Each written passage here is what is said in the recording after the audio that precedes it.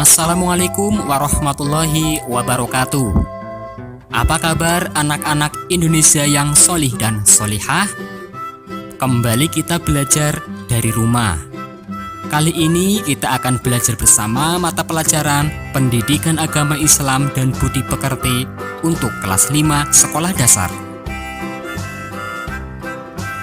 Namun sebelumnya, silakan bagi adik-adik sekalian yang belum subscribe, silakan tekan tombol subscribe dan jangan lupa untuk berkomentar dengan menulis nama kalian dan asal sekolah kalian.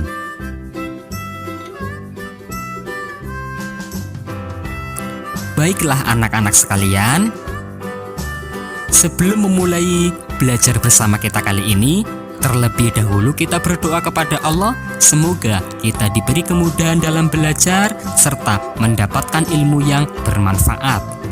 Berdoa mulai.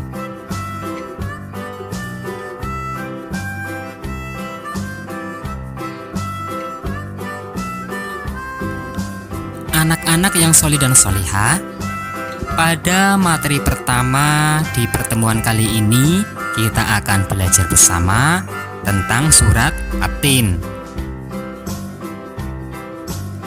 Al-Quran adalah wahyu Allah Subhanahu wa Ta'ala yang diturunkan kepada Nabi Muhammad SAW melalui perantara malaikat Jibril. Al-Quran berfungsi sebagai pedoman hidup umat Islam. Memahami isi Al-Quran sangatlah penting. Rasulullah SAW pernah bersabda yang artinya, "Aku telah meninggalkan pada kamu sekalian dua perkara yang kamu tidak akan sesat selama kamu berpegang teguh kepada keduanya, yaitu kitab Allah, yaitu Al-Quran, dan sunnah nabinya." Tahukah kalian siapakah makhluk Allah Subhanahu wa Ta'ala yang paling mulia itu? Siapakah yang paling mulia di alam ini? Ya, manusia. Allah Subhanahu wa Ta'ala menyempurnakan penciptaan manusia dengan akal dan pikiran. Mari bersama-sama terlebih dahulu kita menghafal, membaca surat At-Tin. Bismillahirrahmanirrahim. Wat-tini waz-zaytun وطور سينين وهذا البلد الأمين لقد خلقنا الإنسان في أحسن تقويم ثم رددناه أسفل سافلين إلا الذين آمنوا وعملوا الصالحات فلهم أجر غير ممنون فما يكذبك بعد بالدين أليس الله بأحكم الحاكمين.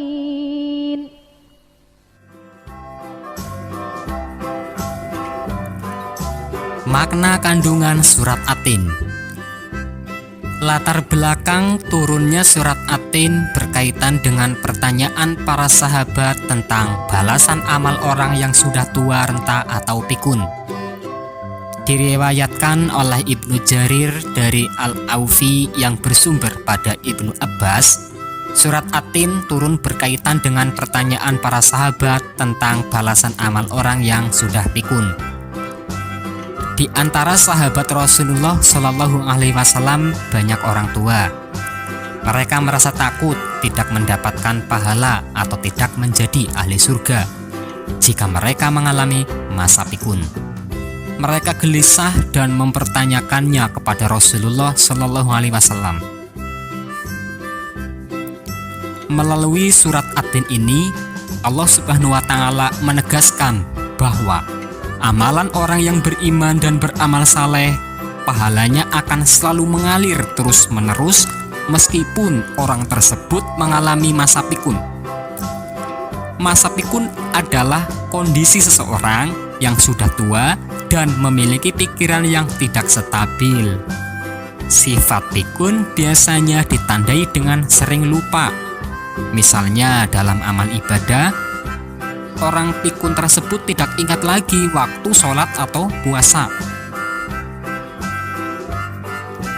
Surat At-Tin juga mengajarkan kita bahwa Allah Subhanahu wa taala menciptakan manusia dalam bentuk yang paling baik. Allah Subhanahu wa taala mengingatkan manusia terhadap nikmat yang telah diberikan kepadanya. Semua itu harus selalu diingat agar manusia tidak terjerumus dalam kehinaan.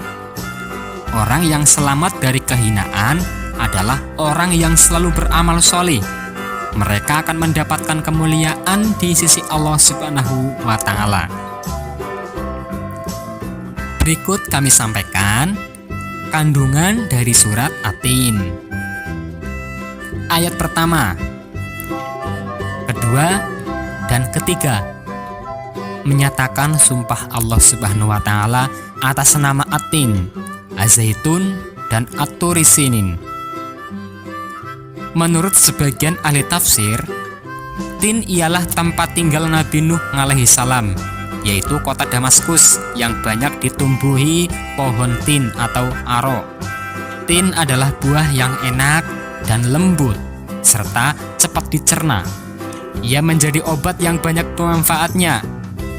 Sedangkan zaitun adalah Baitul Maqdis, tempat suci kedua umat Islam yang berlokasi di Yerusalem atau Palestina, yang ditumbuhi pohon zaitun.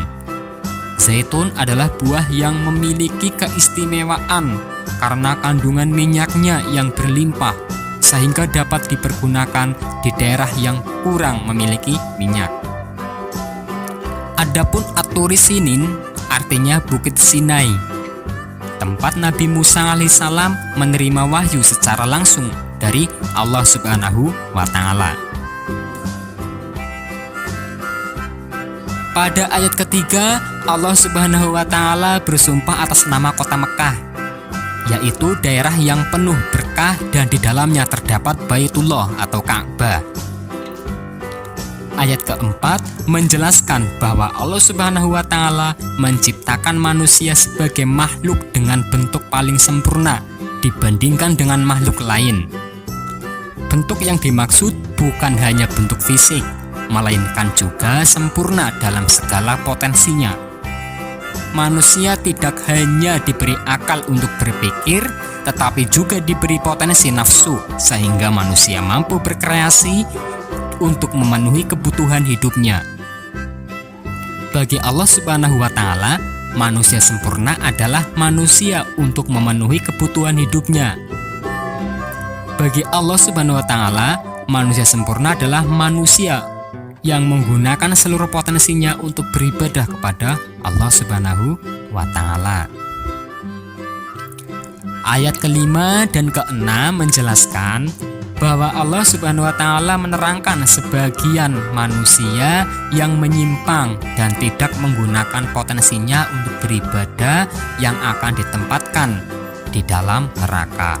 Sebagian lagi orang-orang yang beriman dan beramal soleh, mereka senantiasa mendapatkan pahala yang tidak terputus sampai meninggal dan menjadi ahli surga.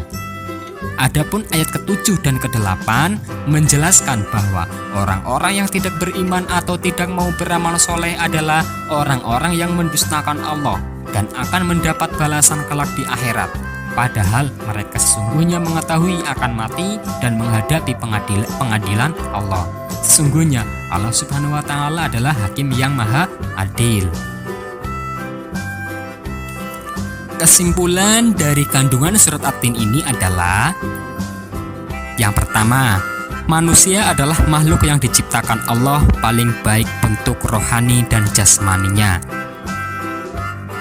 Allah Subhanahu wa taala akan menempatkan manusia ke tempat yang paling hina, yaitu neraka bagi orang-orang yang tidak mau beriman dan beramal soleh. Bagi orang yang beriman dan beramal soleh akan mendapatkan pahala dari Allah Subhanahu wa Ta'ala yang tidak putus. Kepastian adanya hari pembalasan sehingga wajib kita imani. Allah Subhanahu wa Ta'ala adalah hakim yang paling adil dan tidak dapat dipengaruhi oleh siapa. Baiklah anak-anak sekalian, demikianlah rangkuman dari pembelajaran kita kali ini. Wassalamualaikum warahmatullahi wabarakatuh.